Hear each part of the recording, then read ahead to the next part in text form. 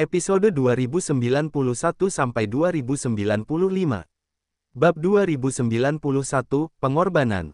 Saudara Qin hendak melanjutkan pertengkaran, tetapi Raja Liang menjadi tidak sabar dan memerintahkan pengawalnya untuk mengusir mereka. Xie Xiu menatap mereka berdua sambil tersenyum lebar, lalu berkata, "Bukankah sudah kubilang kalau tidak ada gunanya berbicara dengannya?" Qin Yongde tercengang. "Pah, menurutmu dia siapa? Jika bukan karena sesuatu yang terjadi pada klan Qin, apakah dia bisa memerintah orang dan melakukan apapun yang dia mau seperti ini? Hati-hati dengan ucapanmu." Qin Guangyuan segera menghentikannya. "Kita sedang dalam masa sulit sekarang. Tolong jangan bawa masalah lagi ke klan Qin kita. Aku benar-benar tidak tahan padanya." Dia mengatakan bahwa dia khawatir tentang pekerjaan yang sama di antara kedua belah pihak, tetapi bukankah dia melakukan ini hanya untuk menjilat tuan negeri Bluefield itu? Qin Yongde melanjutkan dengan kesal. Xie Xiu mengangguk dan berkata, "Penguasa negeri Bluefield memang cantik." Mata Qin Yongde melirik ke sekeliling. Dia melingkarkan lengannya di bahu Xie Xiu dan berkata, "Kakak Xie, kamu selalu baik dengan wanita. Bagaimana alurnya tentang mencoba mendekati tuan negeri itu?"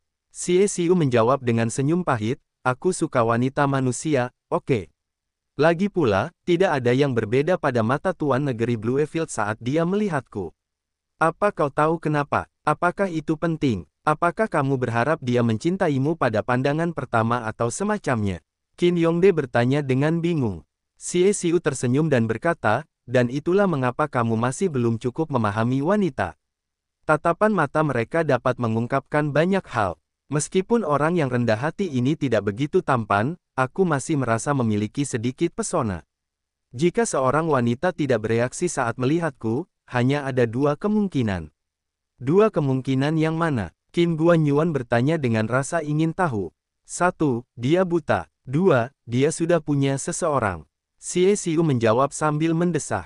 Penguasa negeri Bluefield jelas bukan yang pertama, yang berarti dia jelas yang kedua. Ada hal lain yang tidak dia katakan, yaitu saat pertama kali bertemu, Tusan Yu sudah memberitahunya bahwa dia datang karena Bupati mempercayakan tugas padanya. Dengan sifat Zuan, akan lebih aneh jika tidak ada apa-apa di antara mereka.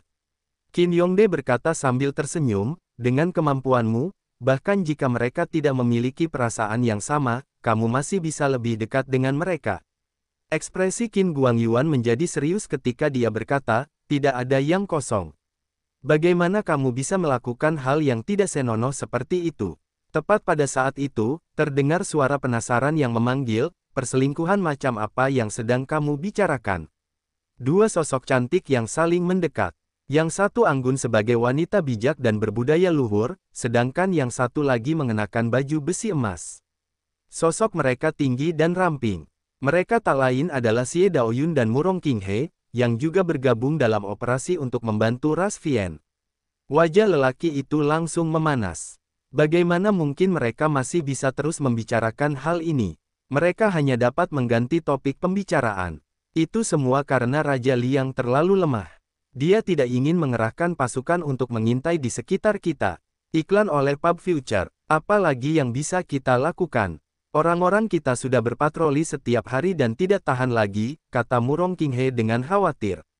Bagaimanapun, mereka semua berasal dari klan militer, jadi mereka masih memiliki beberapa pelayan yang bepergian bersama mereka yang telah dikirim untuk membantu dalam pertempuran, dan juga untuk melindungi Tuan Muda.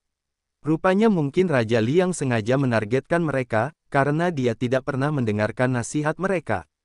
Mereka khawatir sesuatu akan terjadi, jadi mereka hanya bisa memimpin orang-orang mereka sendiri untuk berpatroli.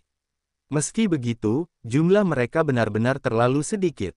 Mereka harus melanjutkan pawai pada siang hari dan berpatroli di sekitarnya pada malam hari. Bahkan tubuh mereka yang kuat tidak dapat menahannya lagi, dan secara bertahap, keluhan-keluhan muncul dari barisan mereka. Qin Guangyuan berkata dengan serius, "Saudara-saudaraku tidak dapat bertahan lebih lama lagi, jadi mari kita biarkan mereka beristirahat terlebih dahulu. Kita bertiga akan mengambil alih tugas menjaga hari ini." Xie Xiu tidak bisa menahan diri untuk tidak mengeluh, tidur terlalu larut akan merusak kulit pria tampan sepertiku. Qin Yongde melingkarkan lengannya di bahu Xie Xiu dan meremasnya diam-diam, sambil bertanya, "Kalau begitu, kamu mau pergi atau tidak?" Aku akan pergi, kata Xie Xiu dengan ekspresi sedih. Xie Daoyun dan Murong Qinghe berkata bersamaan, "Kami juga ikut." Xie Xiu menjawab, lalu bertanya, "Kakak, kenapa kamu pergi?" Saudara-saudara Qin juga segera menenangkan Murong Qinghe agar tidak melakukannya. Mereka tahu bahwa dia adalah kekasih masa kecil Chu Yuzhao, jadi mereka khawatir sesuatu akan terjadi padanya. Xie Daoyun tersenyum hangat dan berkata, "Aku bukan anak perempuan yang lemah dan lembut. Tentu saja aku juga harus melakukan bagianku." Murong Qinghe mengacungkan tombak di tangannya dan berkata, "Saya menghabiskan banyak waktu di militer dan sudah terbiasa dengan hal-hal seperti ini. Kakak Xie dan aku juga bisa saling menjaga." Ketika mereka melihat betapa keras kepala wanita muda itu mengenai hal ini, dan berpikir bagaimana mereka harus berpatroli di sekitar pada malam hari meskipun mereka benar-benar kekurangan tenaga, pria ketiga itu hanya bisa setuju. Tak lama kemudian, malam pun tiba. Saudara-saudara Qin masing-masing membawa beberapa bawahan untuk berpatroli di satu arah. Xie Xiu ditugaskan untuk mengawasi satu arah saja, sementara Xie Daoyun dan Murong Qinghe ditugaskan untuk mengawasi arah terakhir. Daerah yang dituju kedua wanita itu membentang sekitar 2 kilometer. Mereka tidak melihat sesuatu yang aneh. Selain itu, akhir-akhir ini keadaan cukup damai, jadi mereka tidak bisa menahan diri untuk sedikit bersantai. "Sepertinya saudara-saudara Qin terlalu khawatir," kata Xie Daoyun sambil tersenyum. "Kakak Xie, ini semua adalah hal yang seharusnya dilakukan oleh seorang perwira militer yang berkualifikasi. Mungkin 99 kali tidak berguna, tetapi selama itu berguna sekali, itu dapat menyelamatkan nyawa semua orang di ketentaraan," jelas Murong Qinghe. "Ah, sepertinya aku terlalu bodoh," kata Xie Daoyun, merasa sedikit malu. "Kakak Xie bicaranya terlalu serius," kata Murong Qinghe menghibur. "Tidak banyak wanita di kamp tentara, jadi mereka berdua sering bersama dan menjadi jauh lebih dekat dari sebelumnya. Ngomong-ngomong, Kakak Xie, ku dengar kau sering mengikuti petualangan Kakak Zhu. Bisakah kau menceritakan beberapa kisah tentang apa yang terjadi?" "Tidak terlalu sering, hanya sekali atau 2 kali," kata Xie Daoyun. Ketika dia mulai berbicara tentang Zuan, dia menjadi sedikit malu. Iklan oleh Pub Future. Kedua wanita itu segera mulai mengobrol satu sama lain sambil melanjutkan patroli. Setelah waktu yang tidak diketahui berlalu, sebuah anak panah melengking tiba-tiba bersiul di kejauhan. Ekspresi kedua wanita itu berubah, karena anak panah itu datang dari arah Qin Guangyuan, dan itu adalah anak panah bersiul khusus yang digunakan untuk alarm. Jadi, mereka berdua dengan cepat bergegas ke arah itu. Qin Guangyuan hanya memiliki beberapa penjaga bersamanya, jadi mereka tahu akan sangat berbahaya jika dia benar-benar menghadapi serangan musuh. Xie Daoyun melemparkan beberapa jimat untuk dioleskan ke tubuh Murong Qinghe, dan Murong Qinghe segera merasakan bahwa dia telah menjadi jauh lebih cepat. Keduanya dengan cepat bergegas ke tempat kejadian. Di sana, saudara-saudara Qin duduk saling membelakangi, terluka. Beberapa pengawal pribadi mereka telah jatuh bersimbah darah, dan mayat banyak prajurit iblis mengelilingi mereka. Alasan mengapa mereka tidak sepenuhnya dimusnahkan oleh banyak prajurit iblis di sekitar mereka adalah karena Xie Xiu mempertaruhkan nyawanya untuk melindungi kedua bersaudara itu. Jari-jari Xie Xiu bagaikan kilat saat bidak catur melesat keluar seperti peluru, menjatuhkan prajurit Vian dengan setiap serangan. Bahkan baju zirah terbaik yang mereka kenakan tidak mampu menghentikan serangannya.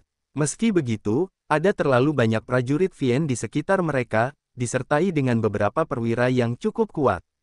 Bahkan dengan bantuan formasi, Xie Xiu secara bertahap didorong ke posisi yang tidak menguntungkan. Temukan cerita baru di novel.com. Murong Qinghe berteriak sambil menusukkan tombaknya. Dia segera berlari ke sisi Xie Xiu untuk bertahan melawan beberapa prajurit Vian yang mencoba menyergapnya. Baju zirah emasnya anggun, dan dia memiliki kaki yang panjang dan ramping. Ketika mereka melihat itu, mata para prajurit Vian di sekitarnya langsung berbinar. Saat mereka menyerang, mereka menjadi sedikit lebih bersemangat. Xie Daoyun segera mengaktifkan jimatnya, dan keterampilan pendukung segera muncul untuk membantu rekan-rekannya. Formasi jimat menyala di udara satu demi satu, jelas melemahkan serangan yang datang. Namun, puluhan anak panah-panah melesat dari kejauhan. Musuh jelas bukan lawan yang mudah, mereka menyadari betapa besar pengaruh Xie Daoyun di medan perang dan tidak ingin memberinya kesempatan untuk mengaktifkannya sepenuhnya.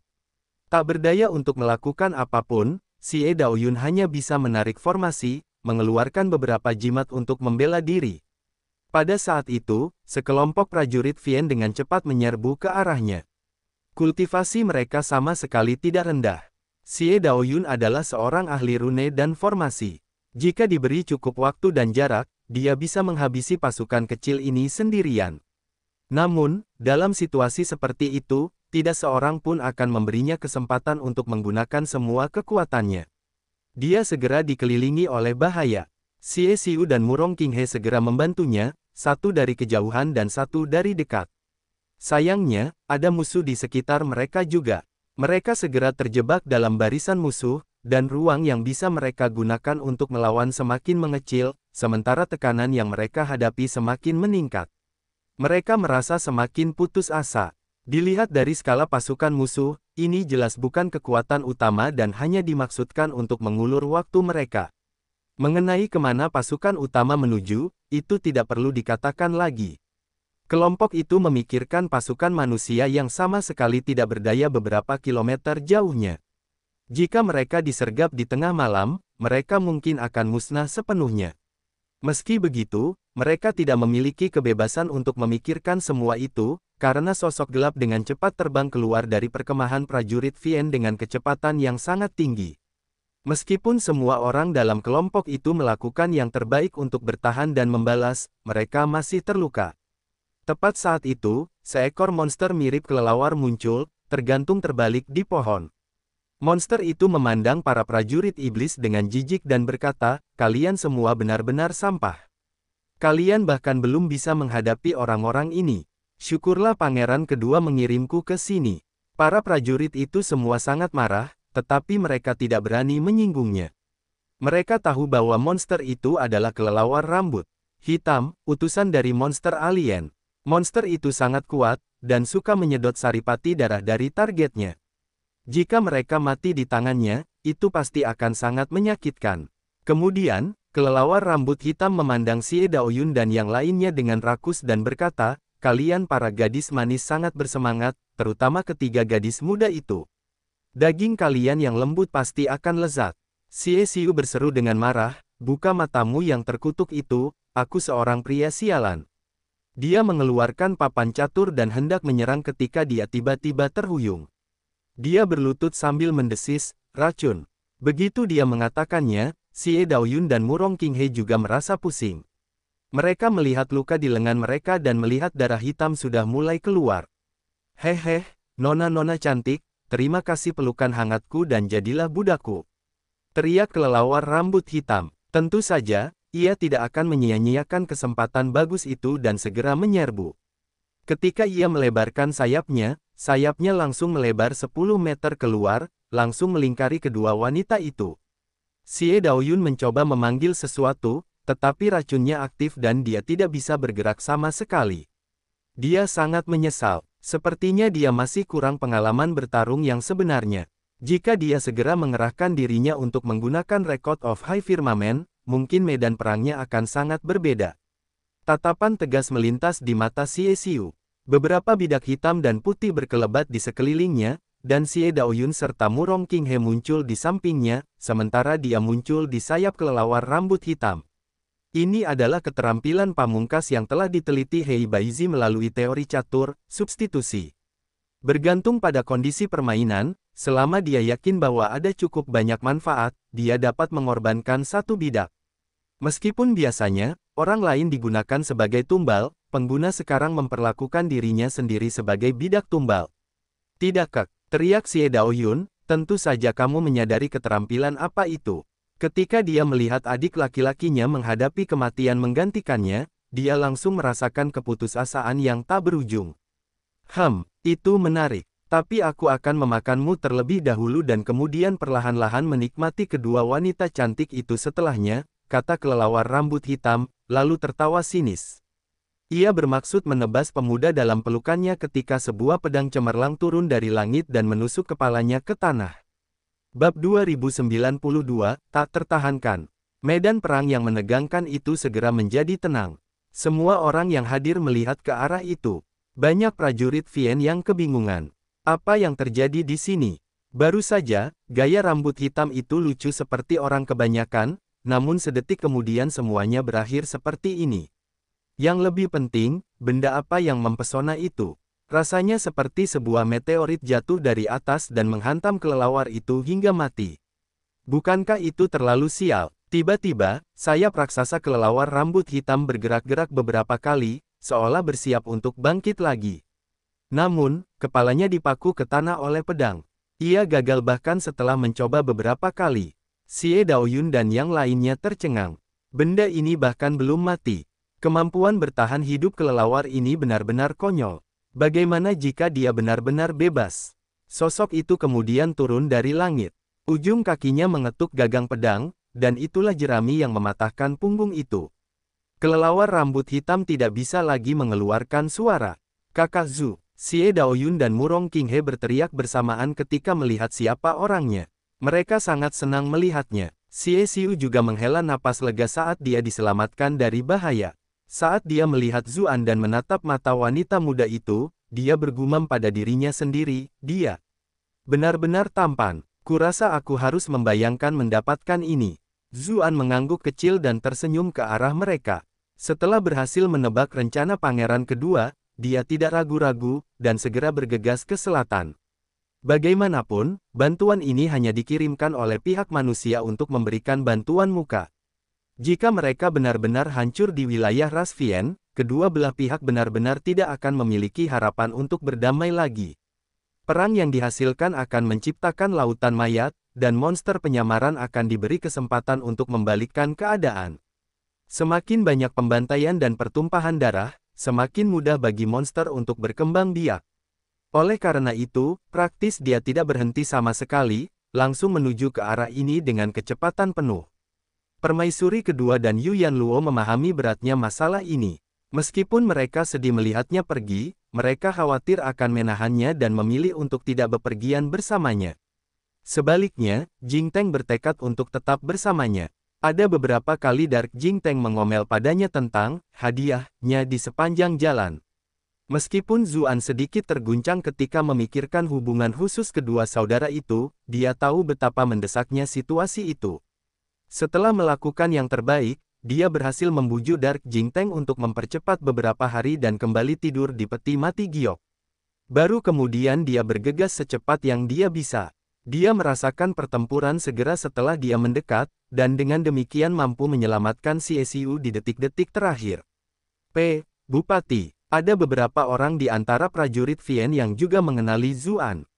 Mereka langsung panik. Seorang jenderal berpakaian besi hitam berteriak, "Apa yang kau takutkan? Betapapun hebatnya dia hanya satu orang. Kita adalah seluruh pasukan. Apa kalian semua pengecut?" Zuan mendongak dan melihat bahwa segala sesuatu dalam jarak beberapa kilometer dikelilingi oleh sebuah formasi. Sebuah panji militer terlihat samar-samar di tengahnya. Itu adalah formasi militer klasik. Dengan formasi aktif ini, semua prajurit di dalamnya tidak hanya akan menjadi satu kesatuan, bekerja sama dalam serangan mereka dan berbagi beban pertahanan. Formasi ini juga akan sangat meningkatkan serangan, pertahanan, dan kecepatan setiap prajurit. Lebih jauh lagi, musuh akan mengalami segala macam kerugian.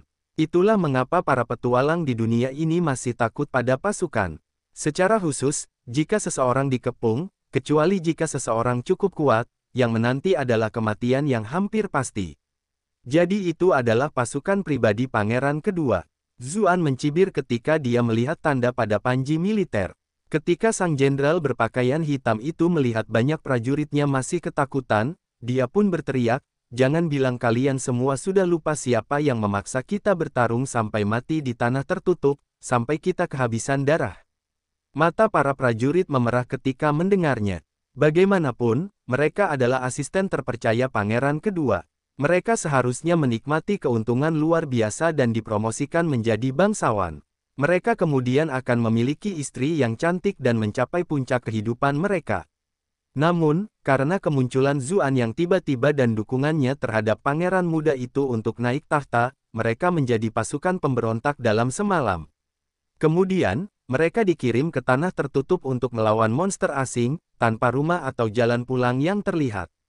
Jelas bahwa istana raja berencana untuk menggunakan mereka sampai mereka semua bertarung sampai mati. Bunuh dia, dan kita bisa kembali ke istana raja sekali lagi. Iklan oleh Pub Future. Kami tidak ingin menjadi tentara pemberontak lagi. Mata para prajurit memerah. Mereka mengangkat perisai dan tombak mereka, lalu mulai memperketat tangannya demi tangannya. Mereka bermaksud menggunakan keuntungan dari pasukan untuk mengalahkan musuh hingga mati di barisan mereka. Xie Xiu, Xie Daoyun, dan Murong Qinghe dengan cepat mendukung saudara-saudara Qin dan bergerak mendekati Zuan. Melawan pasukan pembunuh yang mengepung mereka sepenuhnya, banyak keterampilan biasa mereka menjadi tidak berguna. Xie Daoyun mengeluarkan jimat dan hendak mengaktifkannya secara paksa ketika Zuan tiba-tiba memegang tangannya, berkata, kultivasimu belum cukup tinggi. Menggunakan jimat Sun En secara paksa akan menyebabkan kerusakan yang tidak dapat menumbuhkan pada pikiranmu. Tolong tempatkan aku di sini. Ketika dia mendengar suara hangat itu dan merasakan tangan hangat itu, Xie Daoyun tersipu dan dia berkata pelan, oke. Ketika Xie Xiu melihat penampilan malu-malu kakaknya, dia berpikir dalam hati, sudah berakhir, sudah berakhir. Kakak perempuanku sudah sepenuhnya tertangkap. Mengapa aku merasa seolah-olah aku benar-benar kalah di sini? Kenapa bajingan Zuan tidak punya saudara perempuan? Sialan, Anda telah berhasil menipu Xie Xiu sebesar +5+5+5. Ketika melihat para prajurit semakin mendekat, Zuan berkata dengan serius, karena mempertimbangkan kemungkinan pangeran kedua telah meracuni pikiran kalian, jika kalian menyerah sekarang, aku masih bisa memberi kalian semua kesempatan. Jangan dengarkan omong kosongnya yang indah. Kali ini, bukan jenderal berpakaian besi hitam yang berbicara, melainkan banyak prajurit yang berteriak dengan kemarahan yang sesungguhnya. Ketika melihat mata mereka dipenuhi kebencian dan titik-titik amarah yang tak berujung mengalir masuk, Zuan menghela napas. Senjata-senjata tajam yang tak terhitung jumlahnya muncul di sekelilingnya. Apa itu? Para prajurit bertanya-tanya dengan bingung, tetapi mereka mengetahuinya sedetik kemudian. Setiap mesin senapan menyemburkan lidah api berwarna biru. Perisai yang dibawa para prajurit langsung tercabik-cabik seperti kertas. Kemudian, barisan demi barisan prajurit terus berjatuhan. Senapan mesin ini tidak terlalu berguna untuk melawan orang-orang terkuat, tetapi untuk melawan prajurit seperti itu, mereka mencabik para pemberontak seperti sabit yang membelah gandum. Bagaimanapun, meskipun perisai militer dapat memblokir beberapa peluru, mereka tidak dapat menahan senapan mesin tak terhitung jumlahnya yang disiapkan Zuan. Jumlah peluru yang banyak sudah cukup untuk membalikkan keadaan. Beberapa prajurit mencoba melakukan serangan balik, tetapi mereka segera hancur berkeping-keping oleh lebih banyak peluru. Akhirnya, prajurit yang tersisa menyerah dan melarikan diri ke segala arah. Zuan tahu bahwa semua korban di tanah tertutup itu adalah karena pangeran kedua dan para bawahnya, dan jika dia membiarkan mereka kembali menimbulkan perselisihan di antara kedua belah pihak, banyak nyawa yang akan melayang. Oleh karena itu, dia tidak menunjukkan belas kasihan kepada mereka. Pada akhirnya, keheningan pun terjadi, dan bau darah memenuhi udara. Murong Qinghe kurang baik-baik saja, karena dia sudah terbiasa dengan hal-hal serupa. Namun, wajah saudara-saudara Xie menjadi pucat. Pada akhirnya, mereka lari ke tepi dan muntah. Jelas bahwa bertahun-tahun kehidupan dalam keluarga terhormat telah mencegah mereka mengalami situasi yang intens seperti ini. Iklan oleh Pub Future. Xie Daoyun adalah orang pertama yang pulih. Bagaimanapun, dia telah mengalami banyak hal dengan Zuan sebelumnya. Dia berkata, ayo cepat kembali ke kamp utama. Pasukan utama mereka sebenarnya tidak ada di sini. Zuan memeriksa kondisi saudara Qin. Ketika dia melihat bahwa meskipun mereka terluka parah, tidak ada yang mengancam nyawa mereka, dia memberi mereka beberapa obat sebelum berkata kepada Xie Daoyun dan Murong Qinghe. Silakan pimpin jalan. Saudara Xiu, aku akan menyerahkan saudara Qin kepadamu. Dia hendak meminta Murong Qinghe menunjukkan jalan kepadanya, tetapi ketika dia melihat betapa pucatnya wajah Xie Daoyun, dia tahu bahwa meninggalkannya di sini akan terlalu kejam. Itulah sebabnya dia memutuskan untuk membawanya bersamanya. Ketika mereka melihat Zuan menggendong seorang wanita muda di masing-masing lengan dan terbang ke langit, Xiesiu dan saudara-saudara Qin yang terluka saling memandang dengan cemas. Pada akhirnya, mereka semua berkata bersamaan, pelacur lebih dulu daripada saudara. Xiesiu menatap kesal kedua saudara Qin dan bertanya, "Hei, kalian saudara iparnya, bukan? Bagaimana bisa kalian tidak mengawasinya saat dia sedang menggoda wanita?" Saudara Qin membalas dengan wajah muram, "Kamu sendiri tidak jauh dari menjadi saudara ipar. Mengapa kamu tidak melakukan apapun?" Xiesiu tidak bisa berkata apa-apa. Sementara itu, di perkemahan utama manusia, di luar tenda yang mewah, beberapa prajurit ras Fox menghentikan seorang tetua yang hendak mendekat. Mereka berkata, "Raja, penguasa desa sudah beristirahat. Yang lebih tua adalah Raja Liang." Setelah diganggu oleh dua bajingan kecil klan Qin, dia benar-benar kesal. Dia tidak bisa tidak mengingat kecantikan tuan negeri Bluefield dan tidak bisa tidur, jadi dia memutuskan untuk mencarinya saja. Namun, pada akhirnya, pihak lain menghentikannya dan menolak untuk menemuinya. Semua prajurit ras rubah itu adalah wanita, dan mereka semua adalah wanita cantik yang luar biasa menurut standar dunia manusia. Para pengawal di belakang Raja Liang semuanya terpesona. Gadis-gadis rubah ini benar-benar seksi. Seragam militer yang mereka kenakan tidak dapat menutupi tubuh mereka yang luar biasa. Jika aku bisa bersama salah satu dari mereka, aku ingin tahu betapa menakjubkannya rasanya. Biasanya, jika Raja Liang mengalami perlakuan seperti ini, dia pasti sudah marah. Namun, ketika dia memikirkan betapa cantiknya Tusan Yu, emosinya menjadi jauh lebih baik dari biasanya. Dia berkata, "Silakan hubungi Tuan Tanahmu dan katakan padanya bahwa raja ini memiliki beberapa informasi militer penting yang perlu aku bicarakan dengannya." "Jangan ganggu kami, Raja yang terhormat," kata para prajurit rubah, tidak yakin. Cemoohan di mata mereka sangat jelas. Sebagai wanita rubah, mereka paling memahami pikiran pria. Apakah orang tua mesum ini benar-benar berpikir kita tidak tahu apa yang dipikirkannya? Raja Liang akhirnya tidak tahan lagi. Ia melotot dan berkata, "Masalah ini terkait dengan persahabatan kedua belah pihak. Satu kesalahan saja bisa menyebabkan kedua belah pihak saling bermusuhan. Bisakah kalian berdua menanggung akibatnya?" Setelah berkata demikian, dia berusaha untuk menerobos masuk. Para wanita rubah itu dengan cepat berusaha untuk menghentikannya, tetapi para pengawal Raja Liang juga menggunakan kesempatan itu untuk maju dan memanfaatkan mereka. Kedua belah pihak hendak bertengkar ketika sebuah suara lembut dan indah memanggil, "Apa yang terjadi di sini?" Tak lama kemudian, sesosok tubuh anggun berjalan mendekat. Sosok yang tak lain adalah Tuan Negeri Bluefield, Tusan Yu. Mata Raja Liang dan yang lainnya langsung terbelalak. Mereka melihat betapa putih dan rampingnya lehernya, dan betapa tingginya dia. Dia tampak seolah-olah hampir berseri-seri, membuat mereka yang hadir merasa rendah diri. Namun, ada senyum provokatif dalam ekspresinya yang langsung membuat mereka merasa lebih dekat dengannya, seolah-olah dia dapat dengan mudah mendapatkannya. Ketika mereka melihat dada yang sensual, pinggang yang luar biasa, dan rok bergerak yang tampaknya mengungkapkan sesuatu tetapi sebenarnya tidak mengungkapkan apapun, mereka tidak dapat menahan diri untuk menelan ludah mereka. Dia, benar-benar wanita yang sangat menarik. Siapapun yang melihatnya akan langsung berpikir untuk mengajaknya tidur. Bab 2093, bagaimana mungkin aku tidak mengabulkan permintaanmu? Sedikit keserakahan terpancar pada mata Raja Liang, tetapi ia segera menyembunyikannya.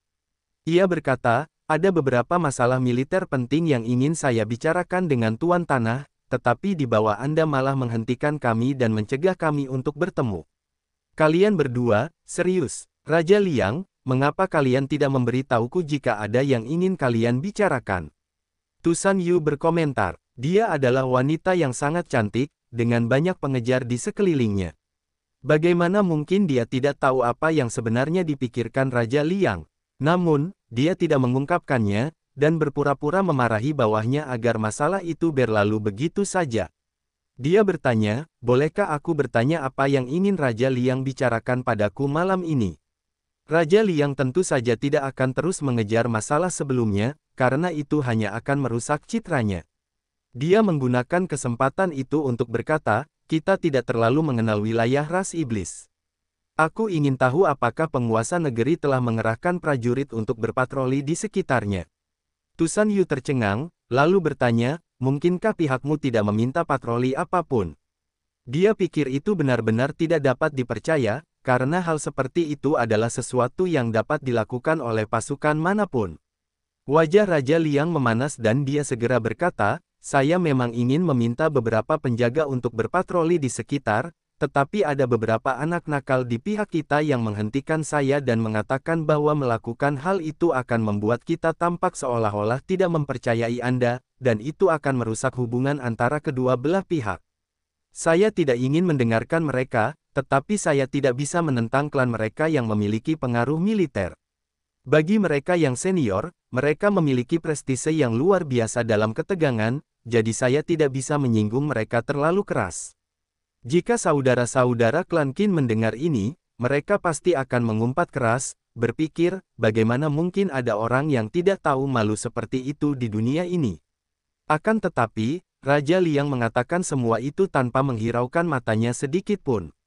Tusan Yu sedikit terkejut. Saya agak bingung, karena saya pernah bertemu dengan saudara Qin sebelumnya, dan mereka tidak tampak seperti itu. Namun, dia berkata sambil tersenyum, kalau begitu, kita benar-benar telah merepotkan raja. Namun menurutku, kita tetap harus melakukan patroli untuk waspada.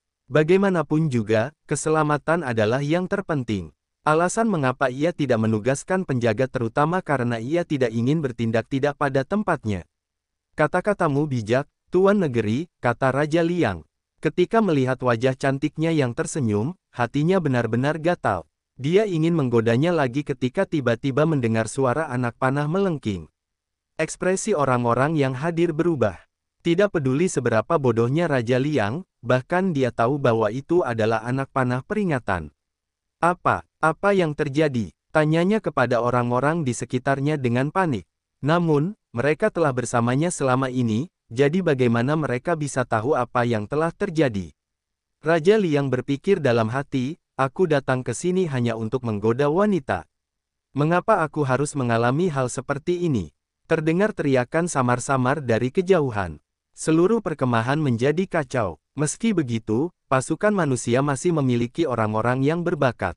Tak lama kemudian, seorang wakil jenderal memimpin sekelompok orang pemberani untuk mengingatkan Raja Liang agar segera kembali ke tenda utama. Kalau tidak, akan buruk jika para prajurit datang untuk memberi perintah. Dan dia tidak ada di sana. Ya, ayo cepat kembali, kata Raja Liang sambil mengangguk cepat. Ia begitu terburu-buru hingga hampir terjatuh. Ketika melihat betapa tidak warasnya dia, Tusan Yu merasa jijik padanya. Dia segera mengumpulkan bawahannya untuk mempersiapkan diri menghadapi pertempuran. Pada saat yang sama, dia bersiap untuk menyelidiki apa yang sebenarnya terjadi. Tepat saat itu, kelompok lain menyerbu langsung ke arah mereka. Kelompok yang memimpin mengenakan baju besi emas yang berkilauan, sangat kontras dengan prajurit berbaju besi hitam di sekitarnya. Ketika dia melihat sikapnya yang mengesankan, ekspresi Tusan Yu berubah total. Dia berseru, Pangeran Kedua. Bukankah seharusnya Pangeran Kedua berada di tanah yang disegel? Terlebih lagi, Permaisuri Kedua bahkan pergi menyelamatkannya dengan sangat meriah. Mengapa dia tiba-tiba muncul di sini? Sekalipun dia tidak sepenuhnya memahami situasinya, secara naluriah dia merasa ada sesuatu yang tidak beres. Tiba-tiba, Pangeran Kedua menatap Raja Liang dan yang lainnya dengan waspada, lalu menatap Tusan Yu dan berkata, Tuan Negeri Bluefield, misimu telah selesai.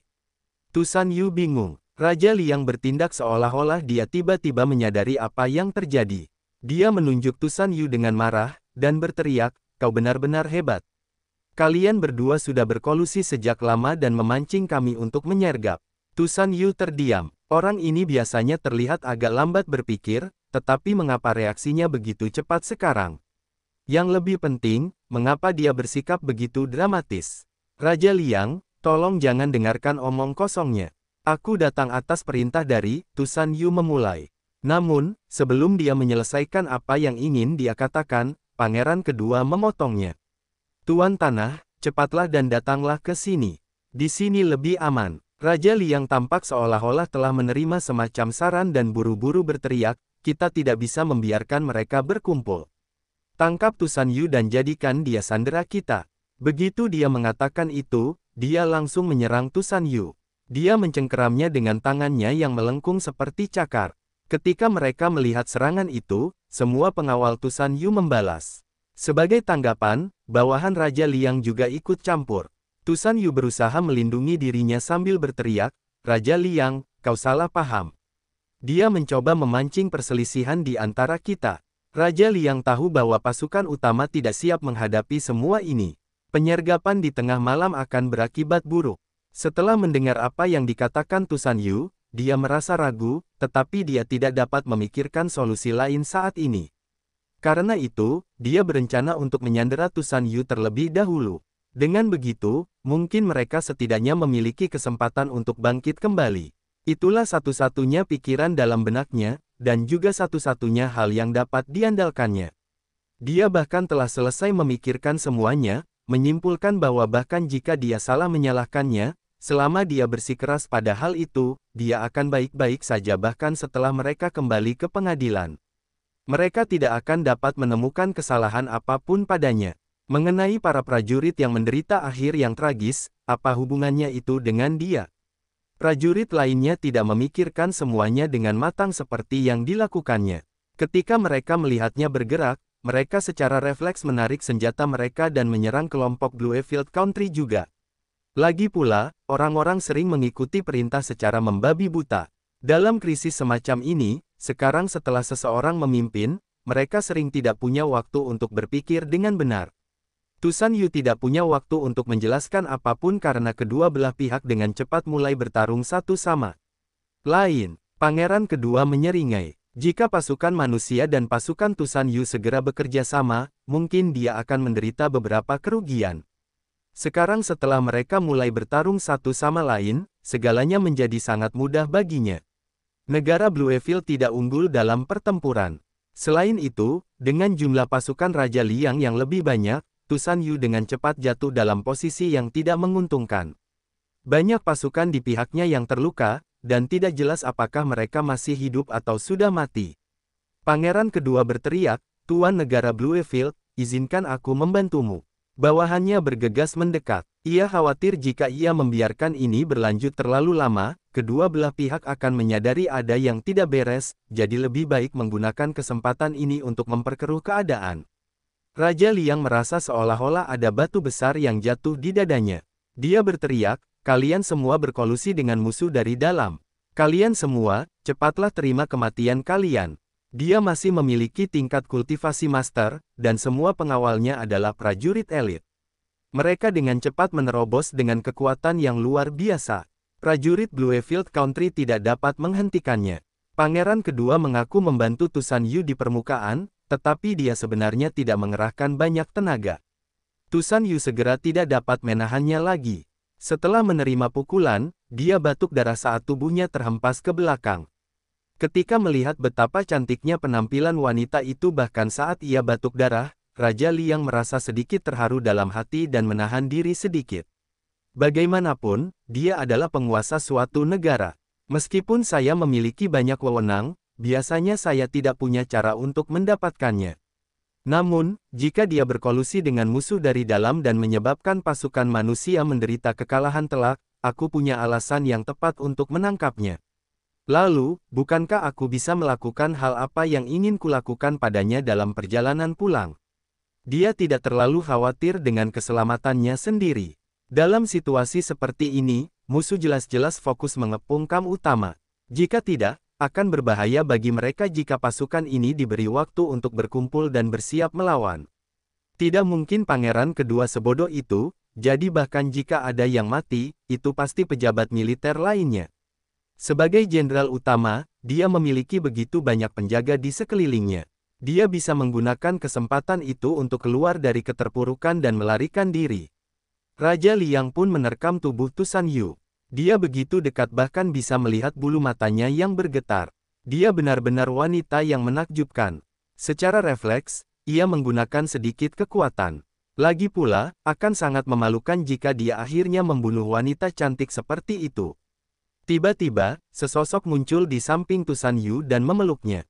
Kemudian, orang itu menatapnya dengan dingin. Ketika melihat siapa orang itu, Raja Liang gemetar. Tangannya yang terulur berhenti di depannya, dan dia menatap orang itu dengan ekspresi rumit, bergumam, jadi itu Bupati. Hanya beberapa tahun sebelumnya, orang ini hanyalah seorang menantu yang direkrut dari kota Brightmoon. Saat itu, status mereka sangat jauh. Dia bahkan tidak perlu melakukan apapun sendiri. Hanya dengan melihatnya, dan bawahnya akan membuat bocah nakal ini berharap dia mati. Namun, berapa lama waktu telah berlalu? Entah bagaimana, Zuan telah tumbuh hingga pada titik di mana Raja Liang tidak punya pilihan selain mengaguminya. Tusan Yu telah berjuang demi hidupnya dan tidak pernah menyangka akan jatuh ke dalam pelukan hangat. Ketika dia merasakan perasaan yang familiar itu, dia terkejut dan bahagia, berteriak dengan suara yang manis dan penuh kasih, "Bupati Gelombang." Di kejauhan, Xie Daoyun merasakan merinding muncul di sekujur tubuhnya. Murong Qinghe pun tak kuasa menahan diri untuk bertanya kepadanya dengan suara pelan, "Kakak Xie, apakah Tuan Negeri Bluefield dan Kakak Zhu ada hubungan apa?" Xie Daoyun menjawab sambil mengerutkan kening, "Mengapa kamu tidak pergi dan bertanya pada kakakmu nanti?" "Tidak mungkin aku bisa melakukan itu," seru Murong Qinghe dengan cemas.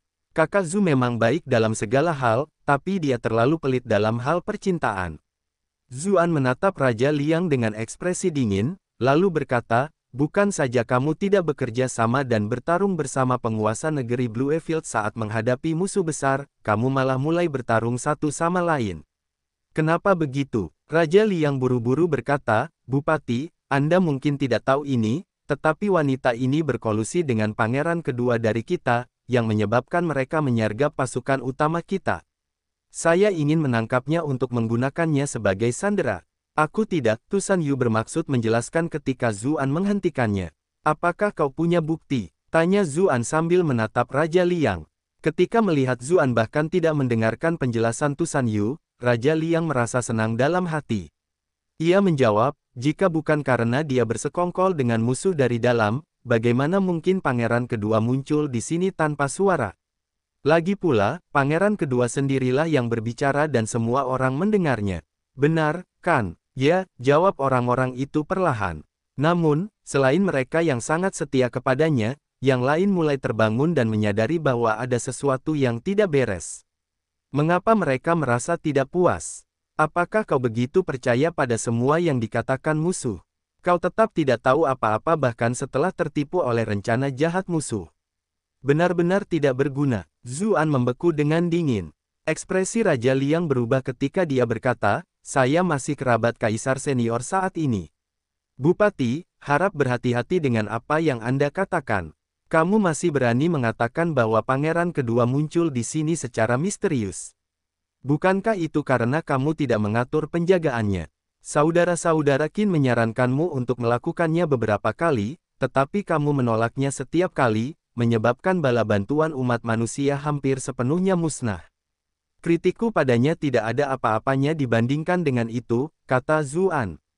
Dia berpikir dalam hati, jika bukan karena Ibu Suri dan Permaisuri berusaha saling mengawasi, mengapa mereka menugaskan orang bodoh seperti itu di sini?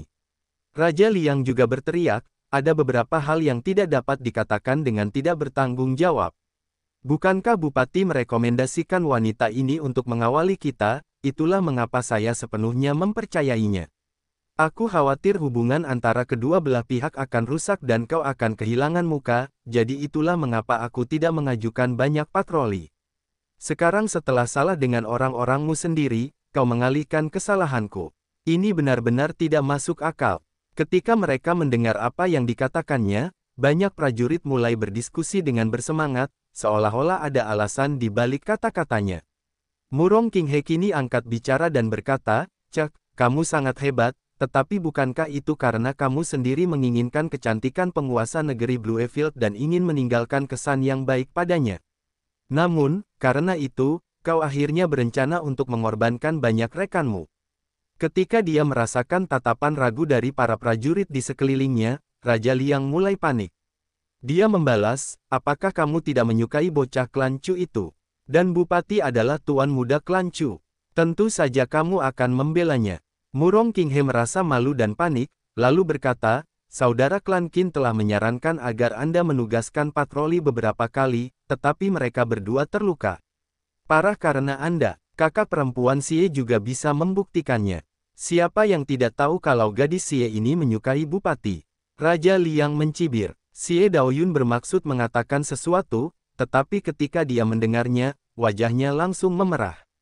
Dia bertanya, omong kosong, apa yang kamu katakan? Raja Liang hendak mengatakan sesuatu yang lain ketika Zuan menghentikannya, membentaknya, cukup.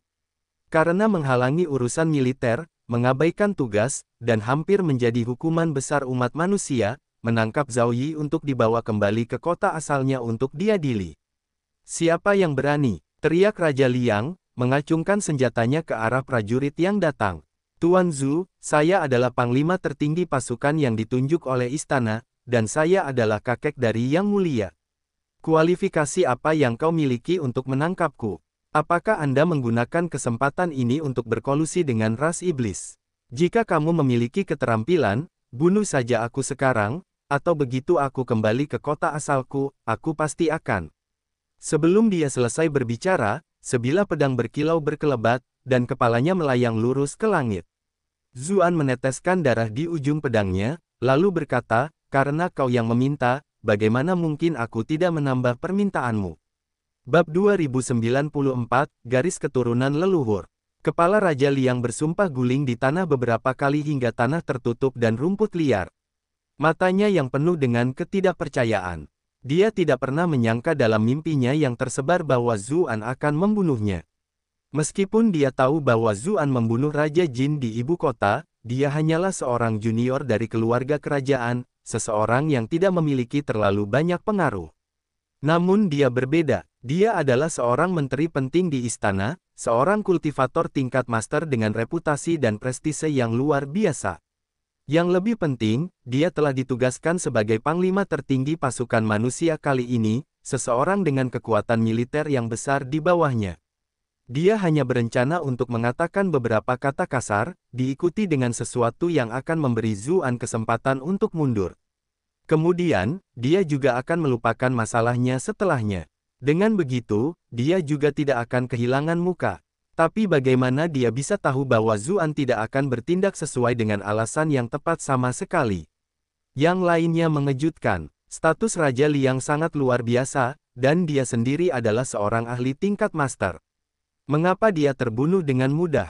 Mereka semua memandang Tusan Yu dalam pelukan Zuan dan tiba-tiba menyadari sesuatu. Mungkinkah Raja Liang sedang mengusik sesuatu yang tidak seharusnya ia ganggu? Kau benar-benar berani membunuh Raja Liang. Para pembantu kepercayaan Raja Liang akhirnya bereaksi dan menghunus pedang mereka ke arah Zuan. Apakah kamu punya keberatan? Zuan menjawab dengan acuh tak acuh. Alasan mengapa dia membunuh Raja Liang adalah karena dia khawatir Raja akan terus menyesatkan publik dan memicu ketidakharmonisan dalam pasukan manusia. Jika dia membiarkan si idiot itu terus bertindak pada saat kritis seperti ini, siapa yang tahu hal-hal aneh seperti apa yang akan dia lakukan? Daripada membawa pasukan manusia ke dalam situasi yang tidak dapat diselamatkan, dia pikir dia akan langsung mengatasi kekacauan itu dengan tegas. Ketika dia melihat mata mereka, dia secara alami dapat menebak apa yang mereka pikirkan. Dia hanya tidak ingin menjelaskannya kepada mereka. Raja Liang tidak percaya melihat dinginnya mata Zuan, tetapi ketika mereka membuka mulut, tidak ada yang bisa mengatakan apapun. Raja Jin, Raja Dai, dan klan Meng sangat mengesankan, namun, bagaimana mereka bisa berakhir?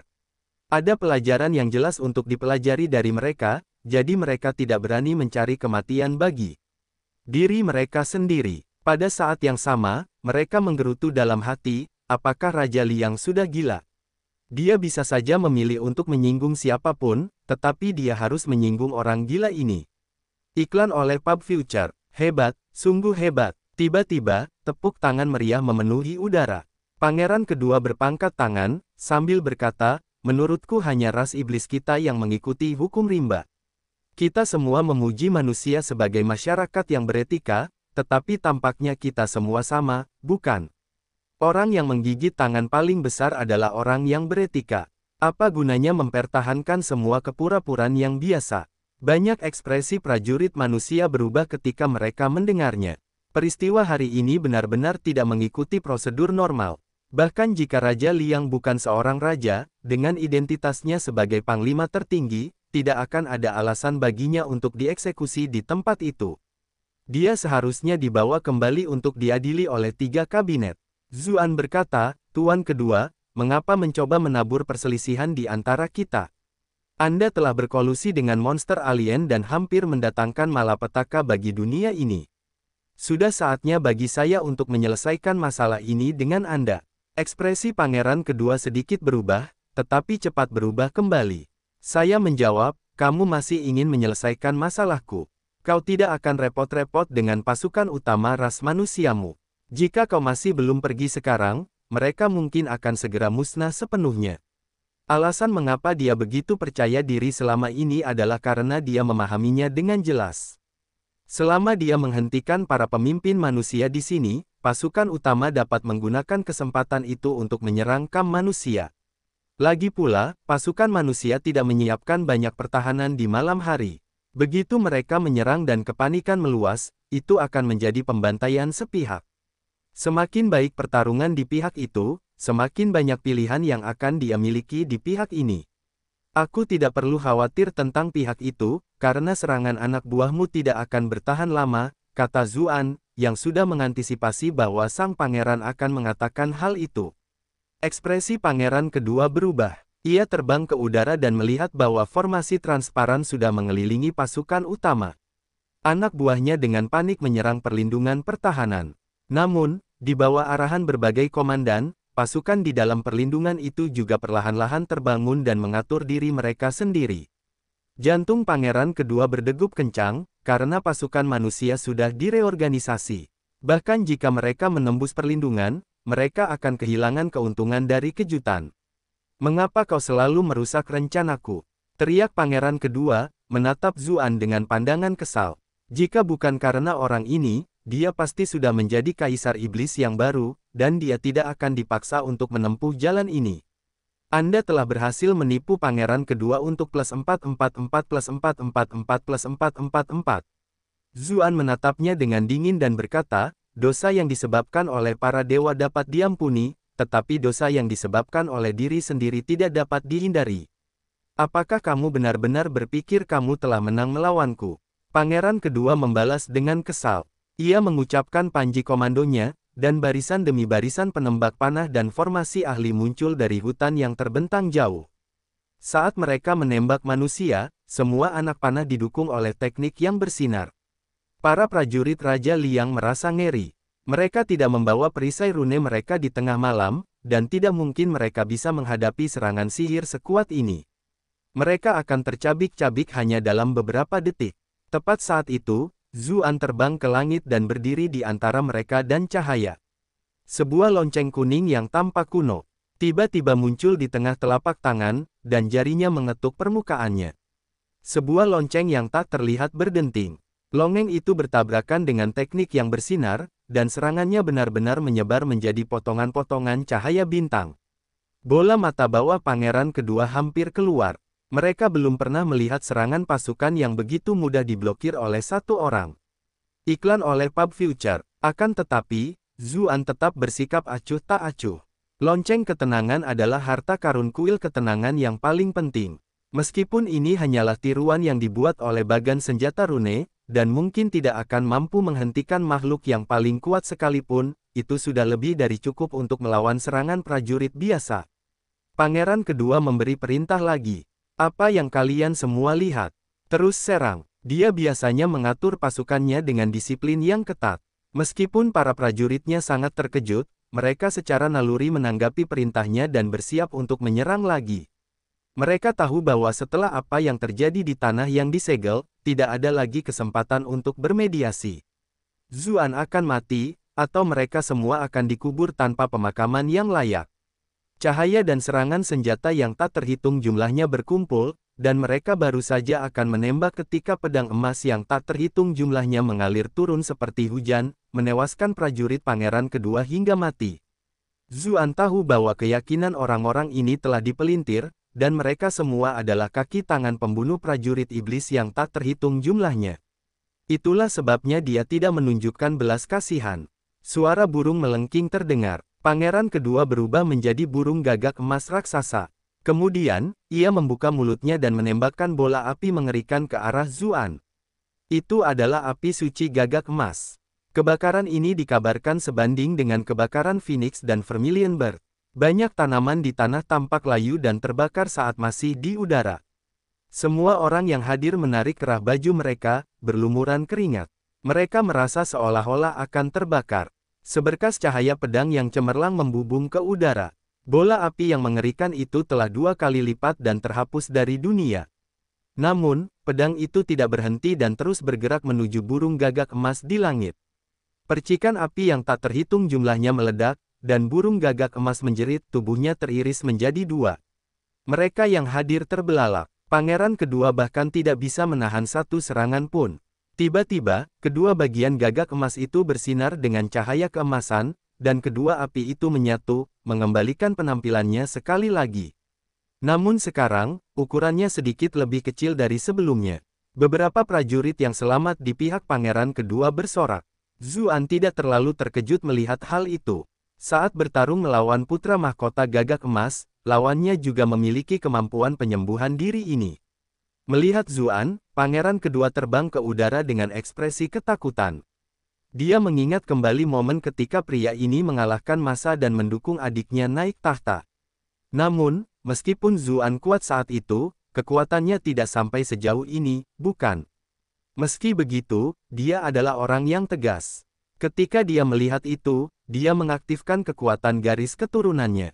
Di masa lalu, monster telah membantunya mengaktifkan kekuatan leluhur dalam garis keturunannya, tetapi dia selalu waspada terhadap mereka dan tidak menggunakannya.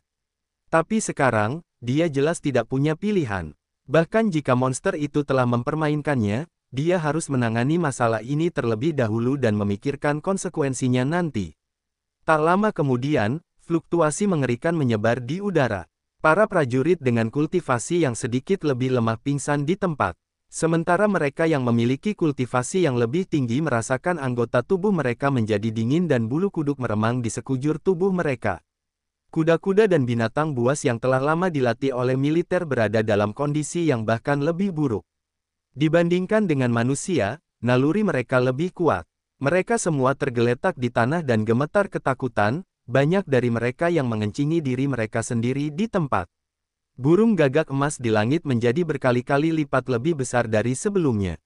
Lebar sayapnya melebihi 1 kilometer, dan seolah-olah ada matahari raksasa di belakangnya, yang diam-diam mengawasi semua makhluk hidup. Bab 2095, Penindasan yang Menggelegar. Saat melihat burung gagak emas raksasa di langit, Zuan sedikit terkejut. Rupanya ada api iblis yang membumbung di sekitar pangeran kedua, yang kondisinya saat ini sebanding dengan mendiang kaisar iblis. Zuan teringat bagaimana Raja Peng emas kecil juga tiba-tiba menjadi lebih kuat, seolah-olah monster asing telah mengaktifkan kekuatan garis keturunan kuno di dalam tubuh mereka. Mungkinkah Rasvian benar-benar memiliki hubungan yang erat dengan monster alien tersebut? Ketika melihat Zuan berdiri di sana dengan linglung, pangeran kedua merasa sangat senang dengan dirinya sendiri. Ia berkata, "Kau tidak pernah menduga hal ini, bukan? Kekuatanku sekarang sudah setara dengan puncak masa kaisar lalu. Kau pasti merasa sangat menyesal sekarang, kan?" Ketika dia merasakan kekuatan iblis memenuhi tubuhnya, dia merasa sangat percaya diri. Seolah-olah tidak ada orang lain yang dapat menandinginya di dunia ini. Dia bahkan mulai merasa sedikit menyesal. Jadi kekuatan benar-benar membawa perasaan seperti itu. Jika dia tahu akan seperti itu, dia akan menggunakan kekuatan ini lebih awal. Dia bahkan merasa bahwa dengan kekuatannya saat ini, dia sekarang dapat dengan mudah menang melawan monster alien bahkan jika mereka melakukan beberapa trik. Zuan agak bingung, lalu menjawab, "Mengapa aku harus merasa menyesal? Kau pasti menyesali betapa sombongnya dirimu dan angkuhnya dirimu saat kau menyelamatkanku di istana raja," kata pangeran kedua, semakin bersemangat. "Tapi sayang sekali kau tidak punya kesempatan lagi. Aku akan mengajarimu bahwa bahkan setelah 30 tahun di tepi timur sungai, dan 30 tahun di tepi barat, tetaplah tidak bijaksana meremehkan kaum muda." Sebelum dia selesai berbicara, sebuah segel persegi terbang ke arahnya.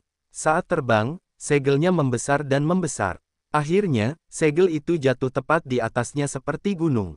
Tubuhnya terhantam hingga jatuh dari langit, jadi sisa kata-katanya terputus begitu saja.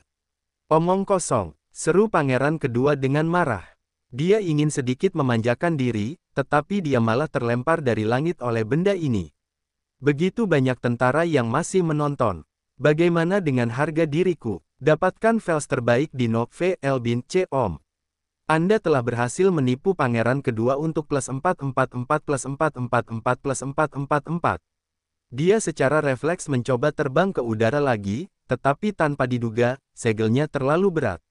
Semua ototnya menegang sepenuhnya, namun benda yang menekannya malah menjadi semakin berat. Segel besar itu mengalir dengan cahaya kuning yang turun dalam helai demi helai. Permukaannya mengalir dengan irama alamiah alam semesta yang mengelilingi pangeran kedua.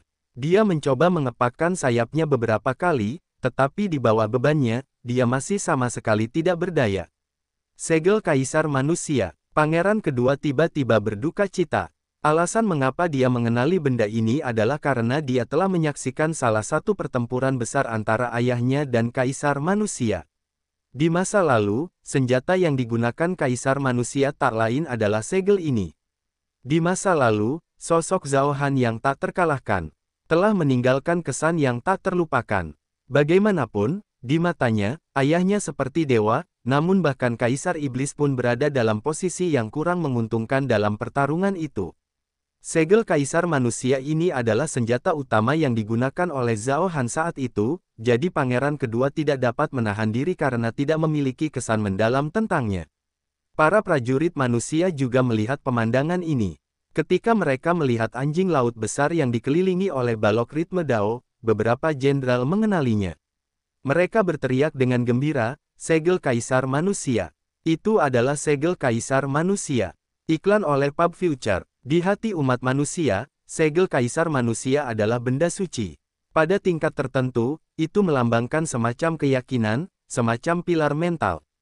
Namun, meski banyak orang merasa sangat bersemangat, mereka juga sedikit bingung. Bukankah segel Kaisar Manusia hilang di ruang bawah tanah rahasia bersama mendiang Kaisar? Mengapa ada di tangan Bupati? Bahkan ketika melihat ekspresi ragu orang-orang, Zuan tidak repot-repot menjelaskan dirinya sendiri. Dia telah menyembunyikan segel Kaisar Manusia ini selama ini, dan tidak pernah menggunakannya justru karena dia tidak ingin dikaitkan dengan kematian Zhao Han. Namun sekarang monster asing menyerbu dan dunia hampir hancur, meninggalkan Cuyan dan Hong Lei kesayangannya dalam keadaan setengah mati, dia tidak peduli lagi dengan hal-hal seperti itu.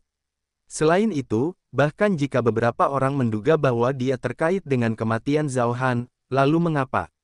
Dasar bajingan, teriak pangeran kedua, merasa sangat kesal. Ia terlempar dari langit sehingga ia mulai memanjakan diri dan tidak pernah bisa merdeka. Itu benar-benar membuatnya gila. Ia merasa seolah-olah kultivasinya saat ini sudah setara dengan mendiang Kaisar Iblis, jadi mengapa ia dibiarkan dalam keadaan menyedihkan hanya dengan satu segel Kaisar Manusia? Dia tidak bisa memahaminya, tetapi Zuan tahu mengapa demikian. Segel Kaisar Manusia membawa keinginan rakyat. Sekarang setelah monster alien hancur dan dunia hancur, moral umat manusia pun berkembang pesat. Bagaimana mungkin hal itu dapat ditanggung dengan mudah?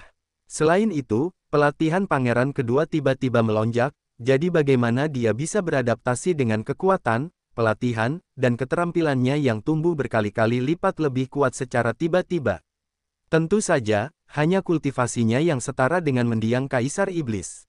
Dalam pertarungan sungguhan, menyelamatkan Kaisar Iblis dapat dengan mudah menghancurkannya. Mungkin dia bahkan tidak akan bisa dibandingkan dengan Raja Peng Emas kecil, yang jelas telah membangkitkan garis keturunan kunonya sejak lama dan sering berlatih dengannya, membiasakan diri dengan kekuatan barunya. Pada saat ini, pangeran kedua penuh dengan celah dan kesalahan. Oleh karena itu, dia tidak memberinya waktu untuk menyesuaikan diri dan langsung menghancurkannya. Raungan kemarahan berseru. Seluruh tubuh pangeran kedua dipenuhi api. Dia benar-benar mampu menahan segel Kaisar Manusia dan berdiri tegak, sambil berkata, apakah layar segel Kaisar Manusia yang ingat itu benar-benar bisa menjebakku? Kata-katanya terhenti tiba-tiba, karena seberkas cahaya pedang menyambar, dan kepalanya jatuh ke tanah. Tubuh pangeran kedua yang tanpa kepala jatuh setelahnya, dan segel kaisar manusia turun bersama dengan keinginan umat manusia, menghancurkan tubuh sang pangeran menjadi berkeping-keping. Kau benar-benar tidak pandai bicara, kata Zuan sambil menyimpan pedangnya. Tubuh pangeran kedua sudah dibatasi oleh segel kaisar manusia. Jika Zuan masih tidak bisa mengambil nyawanya, dia benar-benar tidak kompeten. Setelah melawan makhluk mengerikan seperti Raja Monster Bayangan dan penguasa pembantaian, melawan pangeran kedua seperti melawan anak TK. Seluruh medan perang begitu sunyi sehingga orang bisa mendengar suara jarum jatuh, semua yang hadir menyaksikan dengan tak percaya. Para prajurit manusia belum sepenuhnya memahami kekuatan sejati pangeran kedua. Namun, mereka telah merasakan bahwa aura mengerikan yang keluar dari tubuhnya setara dengan aura Zhao Han dan membunuh Kaisar Iblis, jadi mereka secara tidak sadar telah menempatkannya dalam kategori yang sama. Namun, makhluk seperti itu begitu mudah ditangani dengan satu tebasan dari Bupati. Raja tinggi melatih Bupati itu. Banyak jenderal yang bertanya-tanya apakah Bupati terlibat dalam kematian Kaisar. Lagi pula, ada terlalu banyak hal yang mencurigakan dalam kematian Zhao Han, dan dialah satu-satunya orang yang berada di sisi membela Kaisar saat dia meninggal. Namun, ketika mereka melihat pemandangan ini, mereka semua menepis spekulasi kosong tersebut. Kaisar yang mana atau yang lainnya? Yang perlu kita lakukan adalah mengikuti Bupati.